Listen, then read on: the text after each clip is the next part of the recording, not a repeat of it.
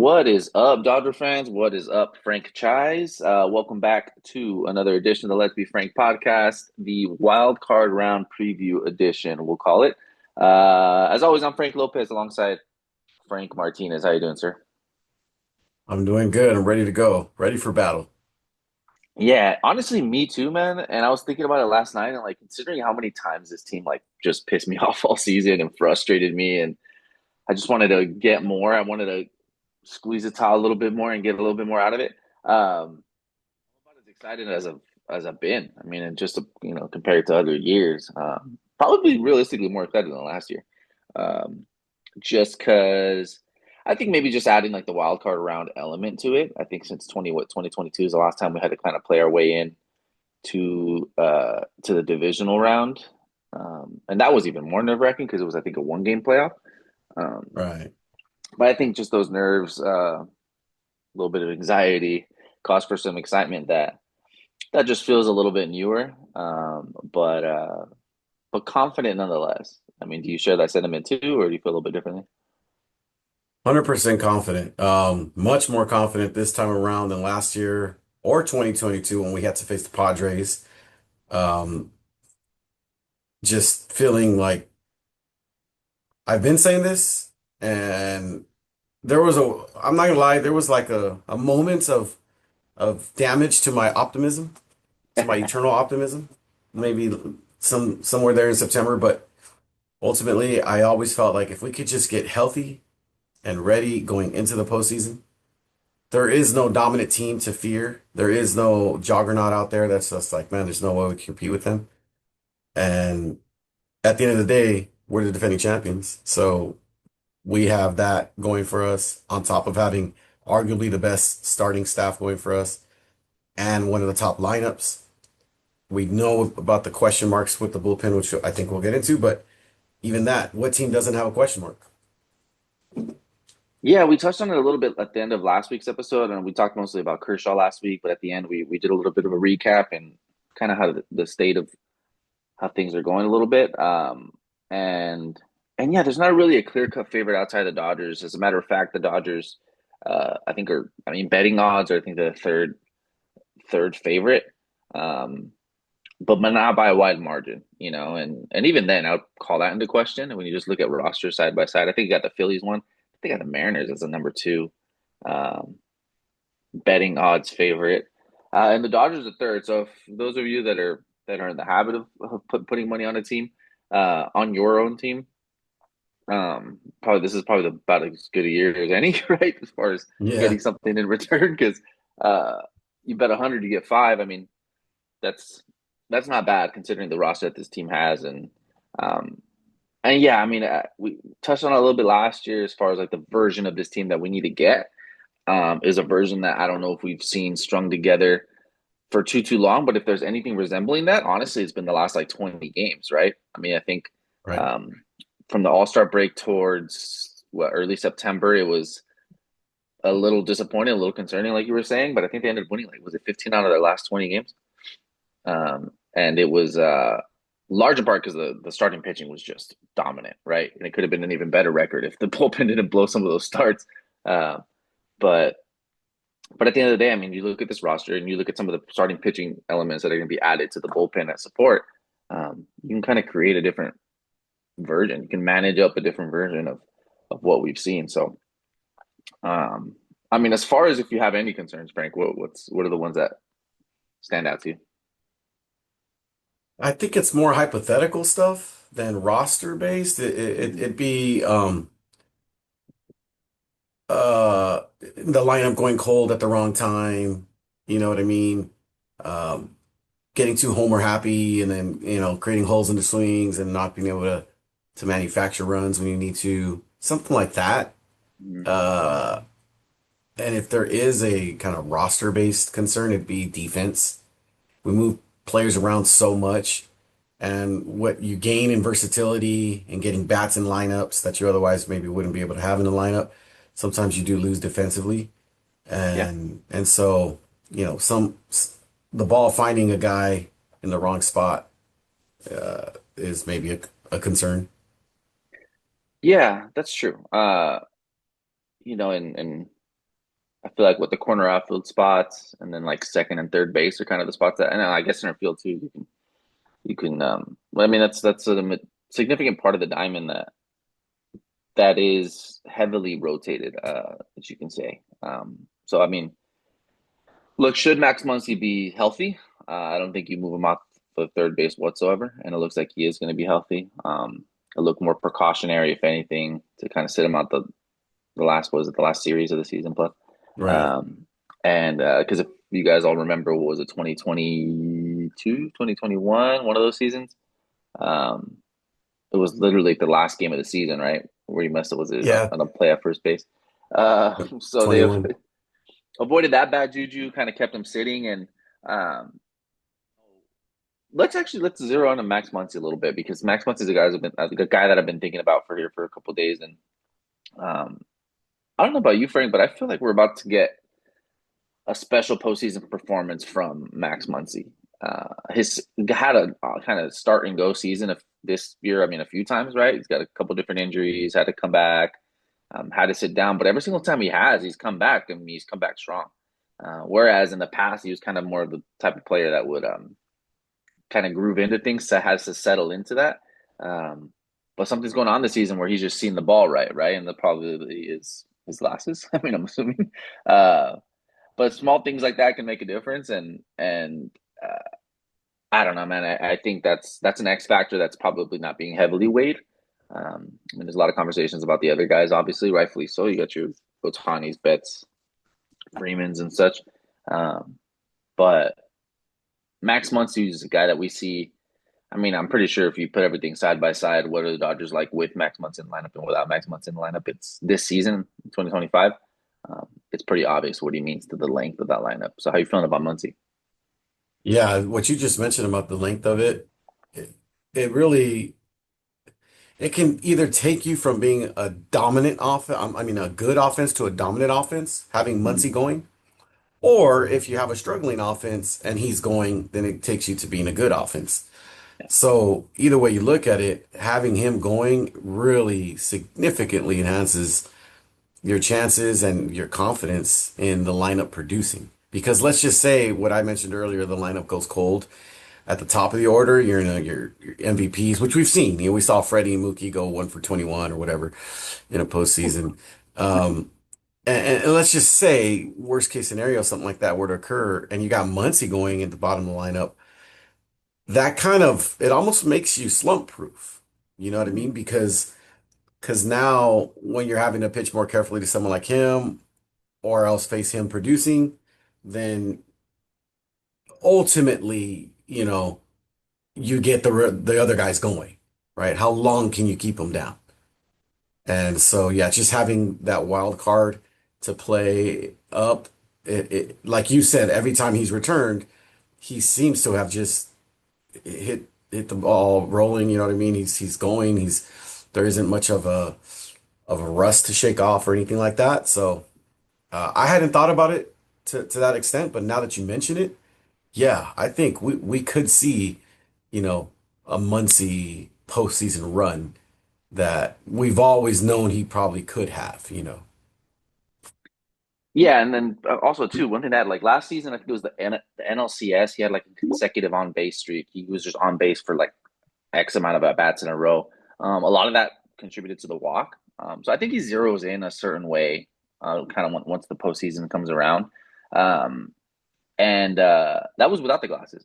Like now he's got the glasses, and I know it's kind of like a running joke with him, and then he was a Kike last year. Um, but look, in a game of inches, when you're trying to find advantages, those little things make big differences, and um, I just see him. Um, I see him being the guy that people are going to kind of be forced to pitch to, and if the earlier part of the season has told us anything, it's going to be that. I mean, Max Muncy is going to be ready to go and ready to swing the bat. So that's an element that I'm excited about. Obviously, the health is a bit of a variable, is a bit of a question mark, but I feel pretty good about it. I think everything up in the days leading up to this has been precautionary with him. There are a few guys where it's um, not as certain if they're going to come back or not. We're filming this like, was it Tuesday? We're filming this on game day at 8:41 in the morning, so I'm pretty sure very, very soon we're going to get the rosters here. So right now we don't have the Will Smith news right in front of us, but Will Smith was taking at bats yesterday. I think they were live at bats. I mean, he's probably been doing some cage work. Has a hairline fracture in his hand. It's a tough one, right? That's a tough one to play through, Frank. But I mean, just what does your gut tell you? Would you add Will Smith to this roster for the short series here? I mean, if he can play, of course. If he's taking BP, I think that's what we were just all waiting on, right? If he how he came out of the BP, the live pitching at least yesterday. Oh my gosh, if you're adding him, even if he's not producing initially, just having the threat there in his bat, it's another guy you got to worry about, and it just adds to the length. But Will Smith has proven he's got that clutch gene.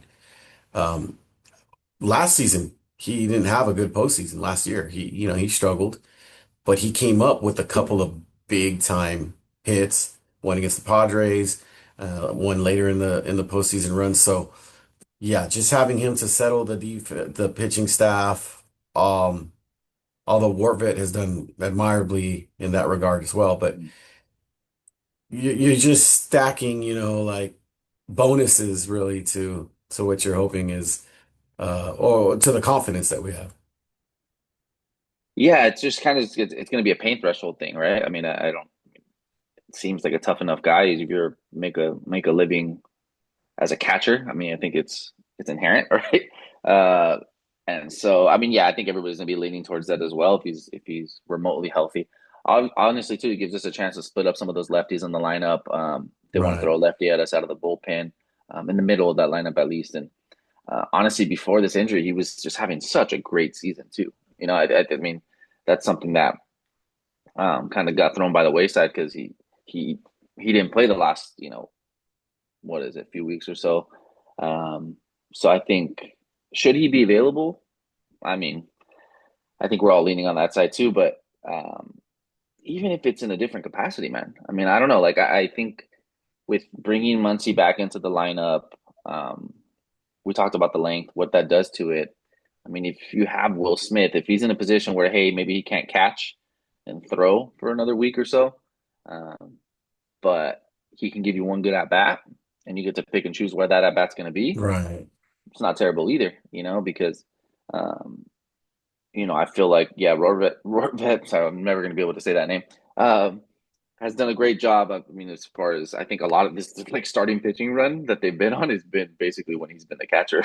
So uh, as far as calling a game, I mean he's got the pitching staff under control. So I think those are big decisions to make. But if that's the case, I mean, look, we already know that Clayton Kershaw's not going to be on the roster for the wild card series, right? I think they talked about that. He's going to Right. go through a normal progression to get ready, and then hopefully we see him in the wild in the division series to some degree. And um, so there's a roster spot that I mean, I don't know. Maybe this is a scenario where you add one more position player, carry a third catcher that you know is going to get an at bat at least once in the game, and um, I think that's might honestly might be what I'm leaning towards if it's really really health issue there with this. I think hairline fractures usually take a little bit longer to be honest to heal up than when he's been out. So I think every single day kind of matters there. So it's just really the confidence that they have in the offense, and given what the starting pitchers have been able to do, and if they can keep these games, low scoring from the other side, I think that's might be the responsible move. So, um, but with that, I mean, let's get into the starting pitching matchup. I mean, game one, you're gonna have flame throwing right-hander, Southern California native Hunter Green going for the Cincinnati Reds against Blake Snell. First season with the Dodgers, first postseason run with the Dodgers. We've seen him do it against us many, many times. Um, but look, this is a marquee matchup, right? I mean, this is probably one of the more exciting elements of what this series is going to provide. Um, is I mean, this matchup in particular. And I mean, for the Reds looking at us, it was kind of pick your poison. You're either going to get Snell Yamamoto or Yamamoto Snell. and they decide to go with Snell first. Do you feel any which way about that? Like, would you rather have gone Yamamoto first, Snell two? I mean, I don't know how you feel about it. I don't. I think you might in a traditional stance, from a traditional standpoint, you might have thought like, well, who was your ace during the season? And you maybe give the nod to Yamamoto because of that, uh, which undoubtedly he was. But I don't think it matters to him. And um, we do know that typically he requires more rest than, the American counterparts, or it's just more of a comfort level, Mm-hmm. for the pitchers coming over from Japan. So um, him getting that extra day and going game two, I don't think he minds. I don't mind. He carried the load for us last postseason when we had like one and a half starting pitchers or whatever it was. Mm-hmm. So now that we have a surplus, um, I think it almost plays to an advantage to having him going in the game two if you've already won a game one potentially. So and then going forward. So yeah, as far as the question goes, I'm good with it. I think Snell's a guy, he's been an ace in multiple spots in his career already, so he knows how to carry that load. I don't think that pressure gets to him at all. Um, so it's a really good problem to have. Yeah, it's one of the best problems you could have, right? Pick your ace, and um, and we're in a position where one guy gets left out of the rotation in a 3 game series, right? One ace gets left out of the rotation in a 3 game series, and in this case, it looks like it's going to be Tyler Glass now. Dave Roberts was already talking about Tyler Glass now being able to come out of the bullpen should we need him. And I think we're going to probably more than likely see it if he's not going to get his normal side work in, it's going to be because he has to get in during the game to be ready for his next start. So look, you add Tyler Glasnow out of the bullpen, Emmett Sheehan, Roki Sasaki.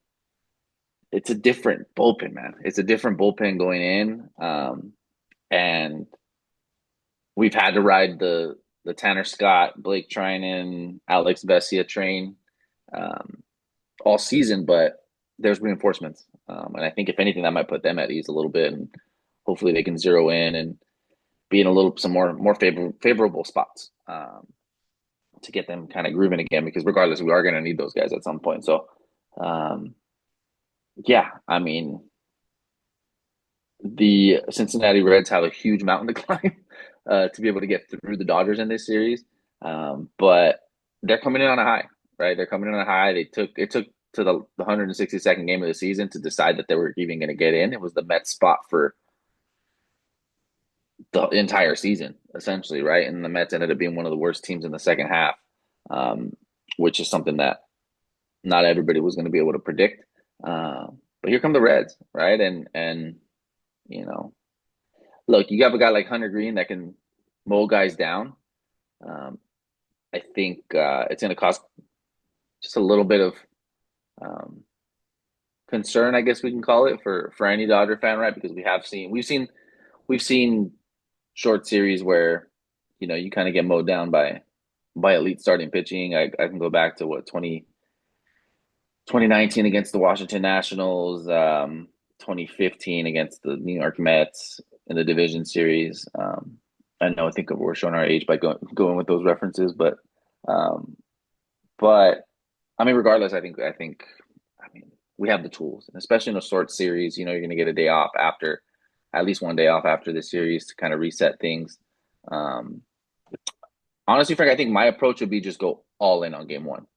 All in. If you get a lead, you do whatever you need to do to keep that lead. If you got to go Sasaki and Glass now, you do it, in my opinion, because I think that's the most important game is always the next game, and the next game here is the first game, and you do everything you could possibly do to win it.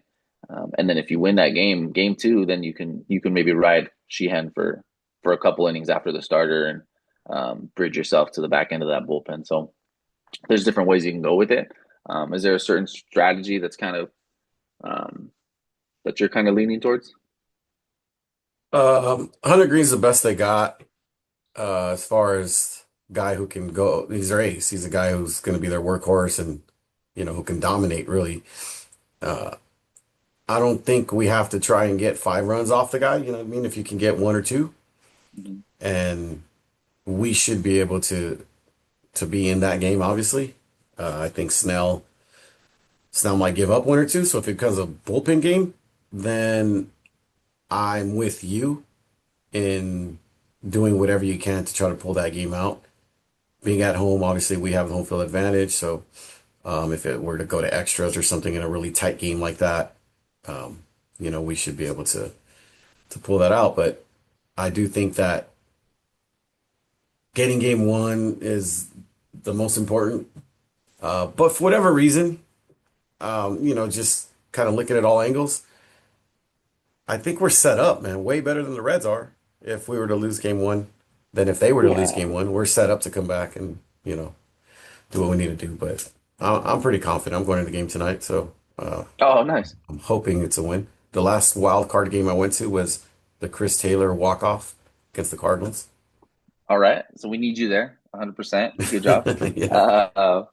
Uh, yeah. And then this one's, obviously it's a 3-game series, or hopefully a 2-game series, but best 2 out of 3 um, in this way. So, um, yeah, I mean that puts us in a position where Shohei Ohtani is your hopefully not used but potential game 3 starter.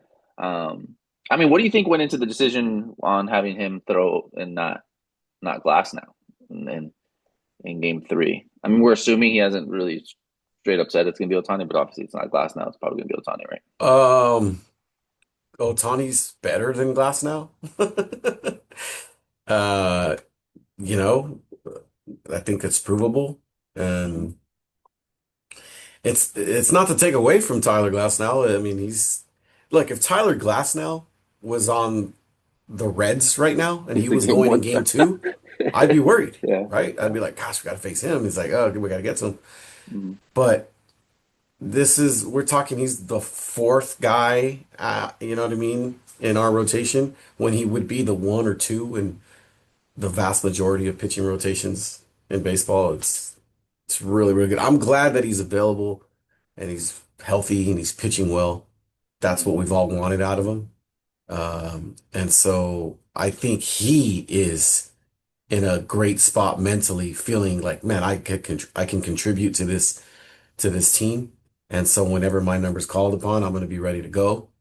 And obviously, that just speaks to the overarching culture that exists when these guys want to go. The egos are checked at the door for the most part, you know what I mean? And so I think that's huge when you have this much talent. Yeah, yeah. You mentioned it as far as culture wise. I mean, the Dodgers pay these guys, right? And if these aren't, this isn't a team that has too many of those prove yourself deals. Like kind of like the Teoscar Hernandez deal last year, things like that, where guys are kind of forced to. It is tougher with starting pitching, to be honest, but guys are forced to uh, slip into roles um, where maybe they're not as comfortable, but they got to do it for the team. But Tyler Glasnow's not a free agent going into next season, right? The Dodgers are the team that paid him that big contract, and um, just like Snell. So I think we're Yoshinobu Yamamoto. I mean, name it, right? All these guys, Shohei Ohtani, our entire rotation. Uh, so yeah, it's kind of just a prerequisite when you sign the dotted line to play for the Los Angeles Dodgers is that we're going to get creative going into the postseason, and I think it's fun, man. It's fun, and I think that leads us to the bullpen, which we touched on a little bit, but even last week we touched on it. Uh, I'll say, yeah, it becomes less of a concern when you consider some of the names that are being added to that. Um, but regardless, I mean, we didn't get too long of a stretch this season. I feel like where our bullpen was our strength. I would say maybe the beginning of the season is when maybe they were a little bit better, but um, excluding the last series, which they were kind of dominant. Um, how you feeling about the bullpen? I think it's a night and day difference. It's a massive difference. Guys that were not able to handle the spotlight and the high leverage spots now won't necessarily have to. Mm-hmm. And with the addition of Sheehan, potentially a Glass now, a Kershaw, Sasaki, those become weapons now. Those become guys you want to come into the game and get a big out or a big inning. And that pushes everyone down on a totem pole, so to speak. And now they can better uh, handle their spots, Mhm. and it just significantly changes everything. Yeah, it certainly does. I mean, I guess it kind of reminds me of what 2017 when Kenta Maeda started coming out of the bullpen, uh, which that was like a weapon we didn't know we really had. And his Right. stuff actually played up. I mean, I guess the direct comparison there can be um, probably Roki Sasaki, right? Coming out, starter. And we've seen what he looks like, and when you tell him to kind of put it on the line for one inning, and it's just different. It's nasty, right? Um, his fastball's playing up when he's got that splitter working for him. It's kind of unhittable. And I think what gives me a lot of confidence too is not a lot of teams have seen him. I don't know if the Reds have or one of the teams that were able to see him. I haven't checked his game logs for the season and which teams, but like as far as out of all the playoff teams, I'm not entirely sure like all the teams that have even gotten a look at him. And if he's at his best, I mean, I good don't, I luck. don't care if they have seen him. They haven't seen this version of him. Yeah, it's true. It's true. So that's super, super encouraging. And yeah, Sheehan is thrown with a conviction that is really encouraging. I think, I mean, it's one of the quiet heroes of the season, to be 100% honest. I mean, he's a guy that's just been really consistent, and one every however many starts might be a clunker, and that's going to happen with just about anybody. But um, especially here recently, I mean, his last start, but his second to last start, like, was just dominant for 7 innings. Uh, so he's kind of going into the postseason on a high. So I will say, like going into the final series of the season, I had the sentiment of like, oh, this series doesn't really matter, right? Like, I mean, we're just got to stay healthy. That's the most important thing. That said, I saw everything I wanted to see in that last series against the Mariners, right? Offensively, um, even defensively, but especially from the pitching and from the bullpen, the way things were Right. lining up. And I mean, it's almost like I mean, I don't love this, but it's almost like the team kind of flipped the switch, man. Like I, I don't love that for the game. Like you want your team to play at a high level for longer than that. Um, and they did. Obviously, I got to step out and take a step back. They won first place, and they won first place for pretty much all season. But it does feel like they kind of flipped a switch. It feels like some guys were just wanting the season to end so they can kind of get into this part of the season and. Where again, that's a little bit new for us, man. That's a little bit new for us. Usually it's the other way around, and we're coming out of the season on a high, and we got to figure out how to stay on a high. And um, but it's been a real ramp up. So um, it's just I don't know. How does that? I mean, how does this I think we're going to get to for you? see the direct inverse of what proved to be almost a curse, or definitely a negative for us in 2021, 2022, 2023, where those seasons we came in dominant, great regular season, record breaking in some of them, and they just bounced out of the first round. There was a lot of talk about the buy and how does that affect the rust factor, those kind of things. And now we get to see the opposite of that. We get to see where, like, man, things just started clicking, in these last couple of weeks, and we have to play the wild card. Hopefully that goes well. We go into the NLDS not having to be the team dealing with the rust, and we get to see what that looks like. Uh, I'm excited for it. I firmly believe in the switch, or at least the concept of it. I do think that highly talented teams do fall into a lull sometimes of playing down to their competition, um, uh, keeping that hunger and that drive and that motivation, off a championship high, if you want to call it that, is a real thing. And especially when you consider the trek, the long regular season that baseball provides. I felt that all season long. I felt like, if we just get right at the right time, and I think that's happening. It certainly looks that way. And, this team, I don't think their hunger to repeat was ever in question. I just think that hunger and drive to play up for every single game, especially when your opponent is playing up against you for every single game, in April and May, is not the same as it is now. I think we're going to see the absolute best version of this team, and if they don't, make the run that we hope they make, it's going to be, I think, because somebody just outpunches them than because they laid down.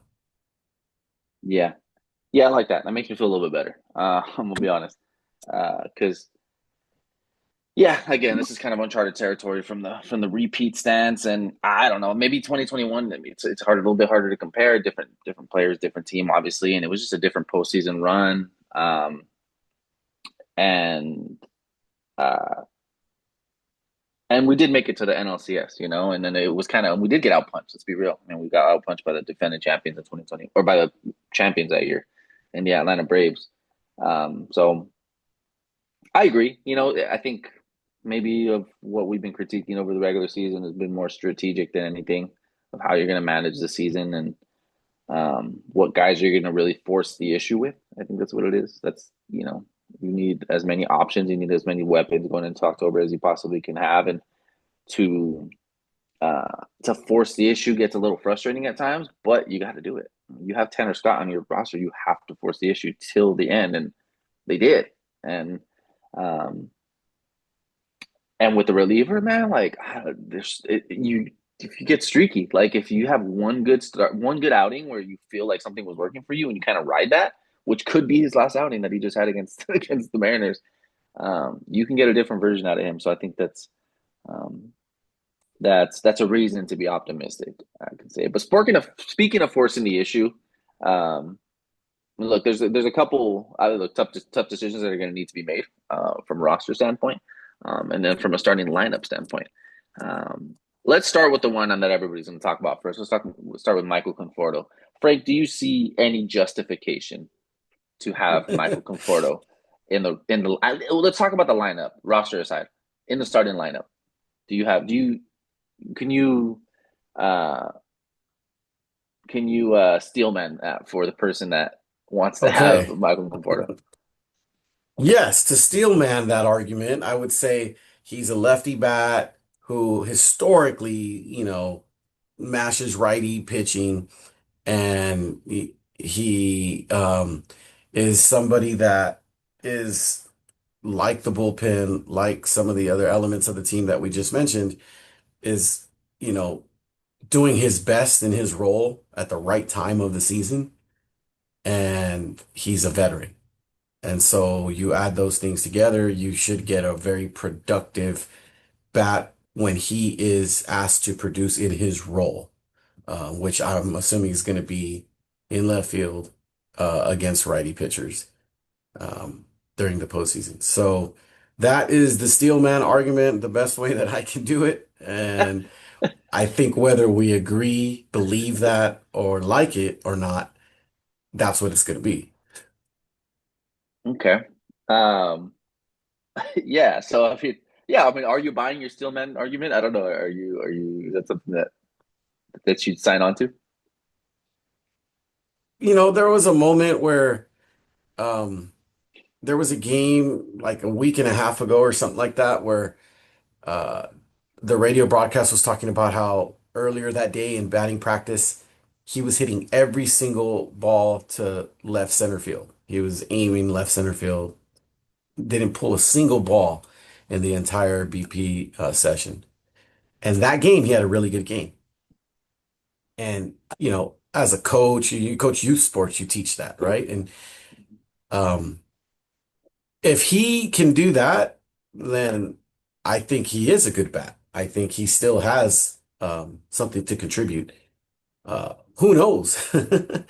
Um, if that is the case, we saw that for that one game. I don't know if he continued that approach in ensuing games and just didn't work, or if he just kind of fell back into whatever habits he has or tendencies. So, uh, yeah, I think if he's approaching the game to just put the ball in play, hit it, to the opposite field, kind of shore up his whole swing. then we could hopefully hope for good at bats in the spot that he's in. Okay. All right. Yeah, I think in these scenarios you always think about what the alternative is, right? And I think the alternative in this situation would be what Hassan Kim at second base, and then you can have Mhm. Tommy Edman in the outfield with Andy Paez. I think um, that's the most viable alternative. Do I think the Doc's going to go with that? I don't think he will. I think he's going to ride with Michael Conforto because he hasn't really budged from that. But um, yeah, look, the veteran thing, meaning that Michael Conforto having to have a certain patience with his own performance, right? And not being out of his element. Because that's one thing. As bad as he's been in certain times of the season, I don't feel like he ever lost his mind, and that could be frustrating over 162, and so if you just kind of stay the course, um, eventually the game can circle back to you. And he might just be one of those guys like, dude, I just want the season to be over so I can start the postseason already, right? Like that is a Maybe. possibility. Um, and I mean, not to mention, uh, yeah, I mean, Doc just hasn't moved off of him, right? I mean, it's just kind of what we've seen. So I just don't see that really changing. Um, Personally, um, I like what I've seen out of Kim every time he's been on the field. I like what he does defensively. Yeah. I don't love what Michael Conforto does defensively, to be honest. Um, and what he's able to do on the bases, Kim, whereas Conforto, it's not necessarily a strength of his. Now, the flip side of that is okay, like you're going to bring, all right, that relegates the other guy to being a bench guy. I mean, and who's more likely to thrive in a bench spot? I mean, I think it might be Kim, right? Given his speed, and you can get a little bit more creative about when you can kind of put him into the game if you need him on base, pinch running for somebody, and so forth. So, um, yeah, I mean, I think those are the things that maybe we're weighing as fans more than Dave Roberts is, to be 100% honest. I have just based off of Doc's press conference yesterday. I just have a feeling Kim might even be left off of the wild card roster. There's a lot of decisions to make. That might come down to Will Smith's health, to be honest, and what his availability and role is going to be. But which would I wouldn't be happy about that. But just kind of doing the roster math, I mean, if something's got to give, right? And they've been playing with a few extra guys for a little while now, so it's not it's not going to be easy decisions to make, and also too the availability of some of the bullpen guys that are coming back. So it's a tough one. It's a tough one, and to be honest, I can't find a strong justification for it. But obviously, I can accept my fate, and uh, but obviously, I mean, we wish the best for him. I mean, maybe bright lights, loud noises can work better for a guy like Michael Conforto than it can for Hassan Yeah. Kim, because that is a big that is a variable, right? And um, you might just lean on the veteran experience there. So we'll see. I mean, that's a tough one. Miguel Rojas.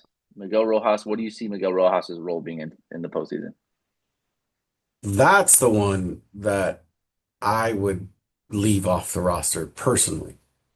Um, Everything that you hear about Rojas, as far as the contributions to the team, is soft skills. It's his leadership, his vet presence, his unifying presence in the clubhouse. He takes the young guy aside and is a good influence and those kind of things, and helps kind of push the culture forward and all that stuff. Well, you can do that, from the bench You in could the do that next clubhouse. to Dave Roberts. I don't like his at bats. I mean, I think defensively he's solid. I think his best position is shortstop. He's not going to play that. So I don't I don't I'd be happy if Miguel Rojas doesn't take an AB or a roster spot in the postseason. Um because I just think there's much more talented available players ready to go to do that. Yeah, talented available players. I think you nail it with that one. But I think we should add that his the last month, 2 months of the season, Miguel Rojas has been one of the more consistent bats on the team, dude. I mean, that's the reality of it.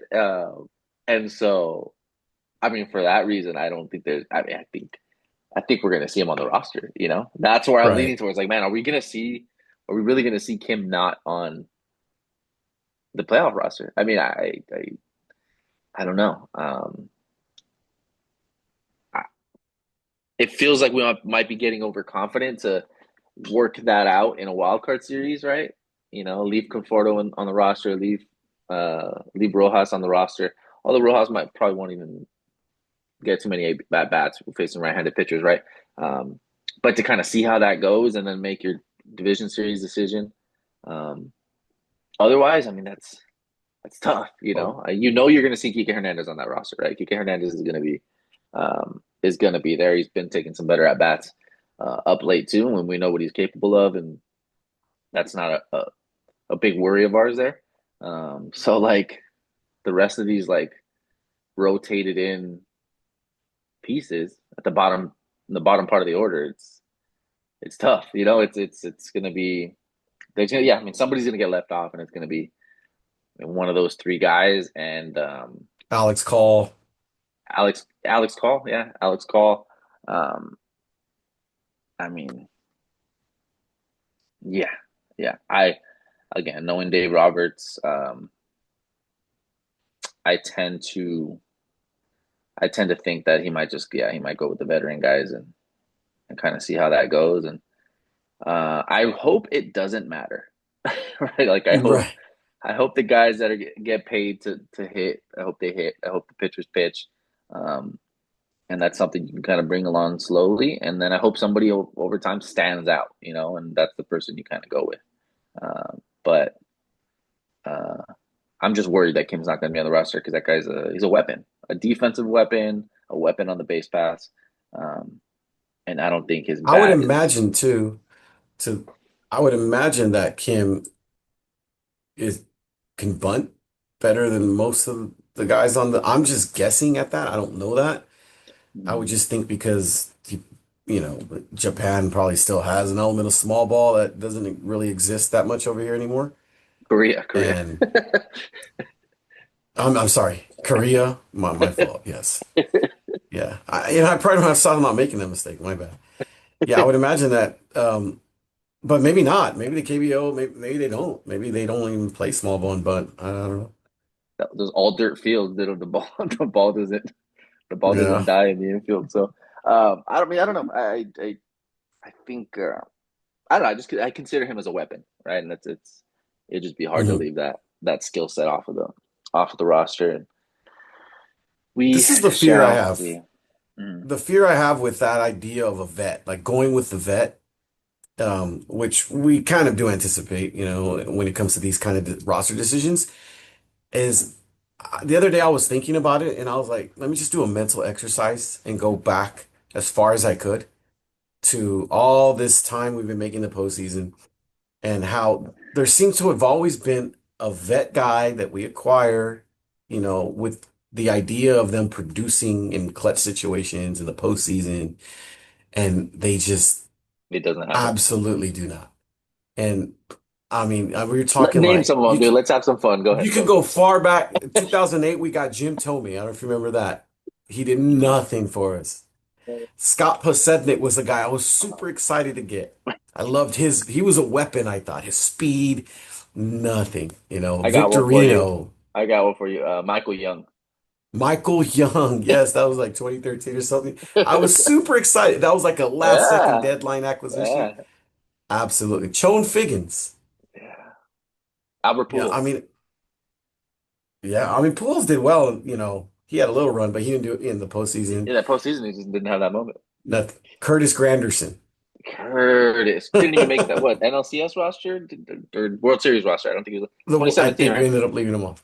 Yeah, Remember you're the back-to-back absolutely right. acquisitions of Logan Forsythe and Brian Dozier, Oh man, and how we were excited at each time of both acquiring both of those separately, but Like, oh, this is gonna be our whole second base is plugged. We got elite second base bats. Um, Forsythe was a dog in Tampa Bay too. Granted, Forsythe's will actually it was inverted. I think his playoff run was better than the regular season run that we got out of him. Yeah, fair enough. That's fair. So we'll give a little bit of flowers, but yeah, Brian Dozier. It just kind of it all comes down to that we're just non-factors, like guys that didn't make the difference there um, as the extra guy on the roster, and I don't know, like So the I think hope it's is Conforto's not one of those guys, and instead he's JD Martinez, or right, right. Yeah, okay, okay. Let's be optimistic. Okay, who are the guys that has worked out a little bit, right? Like the, guys that have produced. Your Howie Kendricks, right? Your, yeah. Jimmy Rollins had a decent season. Guys that yeah, JD Martinez is a really good one there. So, um, I mean, look, well, all this tells us is that we are battle tested, and we've seen every single scenario, and there's different versions of things that can happen, and we've kind of seen. We haven't seen it all. That's something we learn every single season. We haven't seen it all, but we've seen plenty to know that anything can happen, right? If that's the conclusion we arrive to, genius us, right? Anything can happen. Yeah, right. So um, after we've crunched the numbers and analyzed everything, anything can happen. oh man, after looking at the splits, reverse splits, starting pitching matchups, it's anyone's game. Man. But that said, look, all two, possibly three games are going to be in Los Angeles. They're all at 6 o'clock, or 6:08. Sorry, to be precise. First pitch at Right. 6:08, and they're on ESPN. I think I want to say. So that I should didn't even be, check the broadcast. yeah, that should be an experience. So I think we're ramped up, we're ready. I think there's plenty to be excited and optimistic about, um, and if I could weigh it all, I think there's obviously way more to be optimistic. I'm optimistic about than there is to be concerned about. Um, so we shall see. I mean, it's gonna come down to guys just being themselves, being who they are, being who they're paid to be, and I think we're in about as good a spot as we have been all season, to be 100% honest, going into this wild card round. Frank, anything Yeah. else you want to add there, man?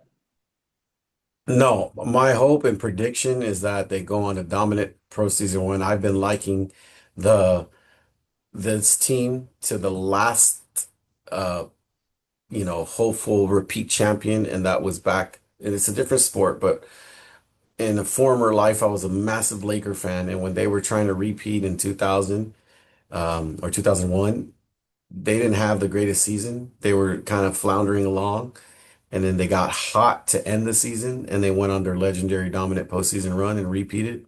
And everyone looks back is like, oh yeah, of course they repeated, but that was very much a question mark late into the year based off of how they played. And I feel like there's some similarity there to this Dodger team. Of course, basketball and baseball, it's two different sports, but I just feel like this is the right time, and everything is where you would want it to be outside of, some of that question mark in the bullpen and maybe some health things with like Muncy or Smith. But overall, I think the Dodgers have, in my opinion, the best shot of any team. And of course, that's biased because I watched them way more than anyone else. Yeah, yeah, I think that's a good comparison. And I mean, obviously, basketball, you tend to just give the ball to your best player, and Lakers had two Hall of Famers there. But if there's any comparison, I mean, obviously, baseball is an entirely different sport, right? But if there's anybody that can take over baseball games, I mean, the Dodgers have multiple of those guys, right? That are obviously Shohei Ohtani can quite literally do it on both sides of the ball. Um, Mookie Betts is a guy with a skill set that can do things like that, and so um, and then we have our battle tested vets, the Freddie Freemans, and at this point, to Oscar Hernandez is. I mean, we could spend a minute talking about him. I mean, what's your expectation of Teoscar Hernandez going into the postseason? Because it hasn't been the season that you know maybe we wanted out of him, right? Or at least the consistency of it. But he's still been productive. Yeah, I think productive. I think that's he doesn't have to carry a load. I don't think there's any scenario where he will have to. And so just productivity. Approach is a big factor for him if he's, just trying to hit a, massive home run every time. That's where the holes in the swing show up. But I think he's rounding into form. The defensive questions we've had with him have also been a big thing, but I think that you've seen some more, better play there from him as well. Mhm. So, and then we know how infectious his smile and his presence and his, you know, uh, clubhouse presence is. So I think I'm confident with him. Yeah, when the clubhouse guy is performing, it's just so much more infectious, right? It radiates, and that's what we want to see out of him. His defense has improved, I think. I want to say that Doc talked to him at some point later in the season, and he kind of made some adjustments there, and kind of, maybe took it a little more seriously. Maybe that's not giving him enough credit, but also, I don't know. Maybe this might be just simplifying it like way too much because I'm not a professional hitter. He just seems like one of those guys that's like, dude, just stay up the middle. Like, just stay up the Yeah. middle, and then I think he just gets a little too big at times. Um, so if he can kind of bear down there, I think we're in a good spot. Guys that we didn't spend too much time talking about was your Tommy Edmonds, your Andy Pajes. Um, I mean, that's about it. We kind of talked about everybody else, right? Um, those are guys that I think at this point are everyday players, right? I mean, Tommy Edmonds a switch hitter, and Andy Pajes has played his way into that. You know, let's stick on Pajes. I mean, how I'm really excited to see what kind of postseason he's going to have. To be honest, because remember last year he didn't get too much run there, but he had that 2 home run game against the Mets. It was like a one of those punted games, right? That the Doc kind of let slip, but um, is that a guy that concerns you a little bit more? Do you think he's gonna get a little too big with the swing, or do you think he's gonna kind of stay dialed in? No, I mean, I feel like when we talk about clubhouse and culture and those kind of things, I think that's where it shows up the most is with guys not trying to do too much and not trying to step out of their role and guys actually just playing their role. I think that's the biggest testament to a great and a championship clubhouse, a culture is that. Mm-hmm. And so, I think of that moment with why am I blanking on his name? Brent Honeywell last year, with Muncy telling him after game 5 of the Mets series, the NLCS, saying, you just won us game 6, because of what you did going out there and and I think that that culture is going to impact a guy like a Pajes, Mm-hmm. like a Sasaki, you know what I mean, Mm-hmm. who came over here as this otherworldly phenom starter. And I was like, no, we need you to be a lockdown reliever. For this run, Right. that's what we need. And I think he's going to be that. So Mm-hmm. I think that's going to, have the domino effect. Yeah, yeah. Just the willingness for guys to kind of humble themselves and step into a role. But it's going to be a big one for him. I mean, he's going to get. I mean, I just don't see anybody taking at bats away from Andy Pajes at any point Right. of the postseason. He's going to get as many at bats as just about anybody. So that's a guy to kind of keep your eye on, and a guy that can has an opportunity to really, really, really make a name for himself. So excited about that. Anything else you want to add, Frank, to the wild card preview here? Just get out of this because I want to see Kershaw a little bit more in Yeah, the yeah, postseason. yeah, yeah, definitely, definitely. Let's avoid that tragedy, right? Right, Leaving him right. off the roster, and that's how he goes out. All things. I think all things are pointing to uh, to at least being able to see him again at some point. But you said you're going to the game. You're gonna get there nice and early. I hope. We'll see. That's the goal, yes. Yeah. Again, 6 o'clock, 6:08 first pitch on ESPN. And I don't know if it's gonna be ESPN or ABC. I know there's like today's like the long day, right? Like baseball day. Beautiful day for me to not be working. So count on me watching a lot of baseball today, and yeah, just keep an eye on the other series. It's lit on the American League side. It's crazy, man. I haven't Yeah. been this excited about the American League playoffs in a very long time. But you have what is the Guardians and the Tigers playing against each other for like the third time in 3 weeks. And the Guardians just basically stole the division from so now these games are going to be in Cleveland. crazy, crazy, crazy, crazy. But anything can happen, right? Anybody's game. Right. And then you got the classic Red Sox versus Yankees in a short series. I mean, come on, come on. I think that's very, very exciting. I think the National League is the, I want to say, better side of the bracket, right, as far as strength of the teams. But to see these matchups early in the American League excites me a little bit. I'm going to be watching some baseball today. So yeah, is that going to wrap it up for us, Frank? You think so? Think so. Yep. All right, you guys. Well, thank you for sticking with us this far. Appreciate you guys again. Nice to do this back to back weeks, and we look to do it for the rest of the postseason here and for the time to come. So yeah, I mean, look, go Dodgers. The Dodgers have, what is it, 13 wins this season, not 11. It takes 13 wins to win the World Series from this point forward. But we know when you look at this roster and what they're capable of doing, that they have about as good a chance as any. But according to Vegas, the third best chance. So I apologize. But yeah, appreciate you guys. We'll talk to you guys soon. We're the Franks. You're the franchise. We'll see you next time. Peace.